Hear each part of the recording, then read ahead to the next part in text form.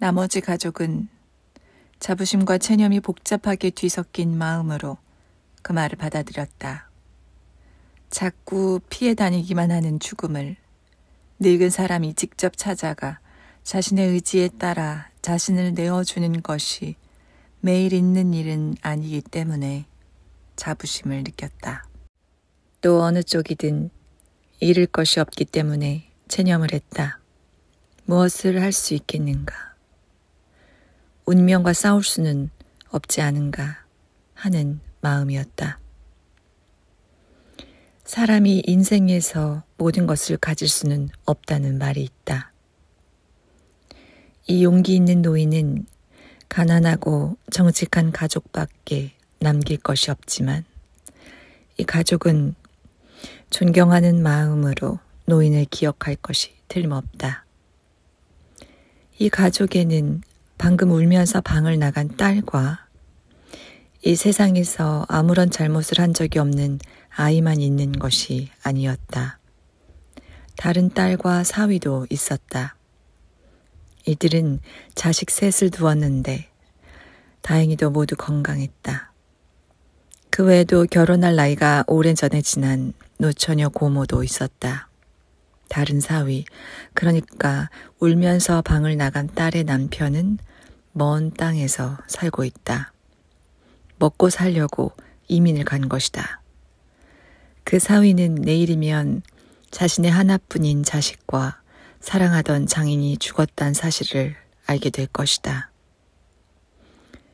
인생이 그렇다.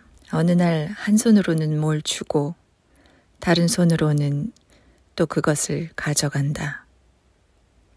시골에 사는 이 가족, 아마도 이제 두 번 다시 못 볼 이 가족의 이야기가 얼마나 하찮아 보일지 누구보다 우리가 잘 알고 있다.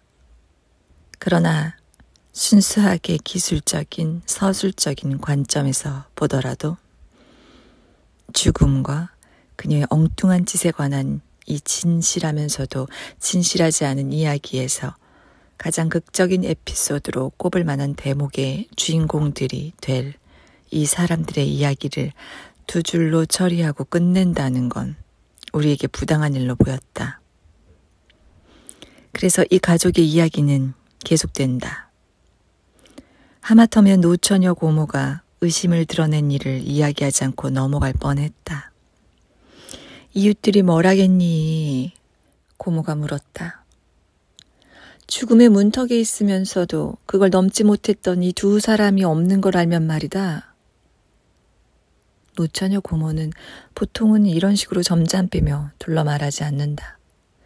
하지만 지금 그렇게 한 것은 울음이 터져 나올까 겁이 나서다. 이 노처녀 고모는 이 세상에서 아무런 잘못도 하지 않은 아이의 이름을 말하거나 오빠라는 말을 입에서 꺼냈으면 틀림없이 울음을 터뜨렸을 것이다. 세 자녀의 아버지가 말했다. 그냥 솔직히 말하고 결과를 기다리죠 뭐. 아마 당국에서 알리지도 않고 공동묘지 바깥에 몰래 매장을 했다고 뭐라 욕은 할 겁니다. 게다가 다른 나라에 묻었다고요. 그래. 그것 가지고 서로 전쟁이나 벌이지 말기나 바라자. 고모가 말했다. 그들은 거의 자정이 다 되어 국경으로 출발했다.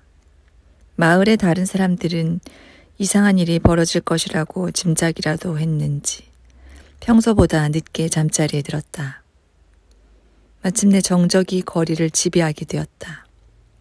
하나둘씩 불이 꺼졌다. 그들은 우선 노새를 수레에 묶었다.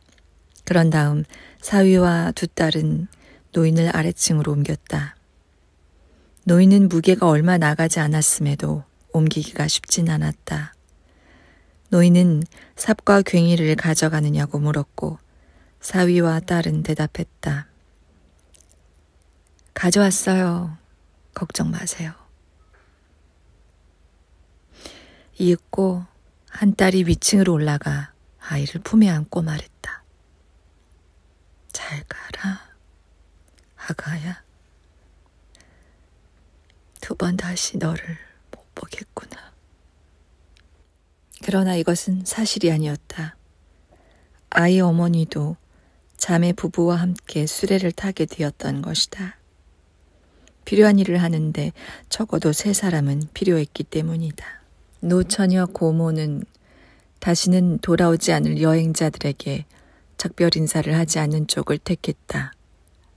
그냥 아이들과 함께 방에 들어가 문을 닫고 있었다.